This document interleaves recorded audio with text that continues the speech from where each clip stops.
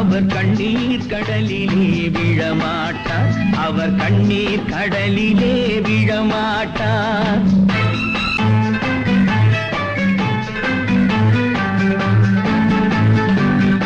ஒரு தவறு செய்தால் அதை தெரிந்து செய்தால் அவன் தேவன் என்றாலும் விடமாட்டேன்.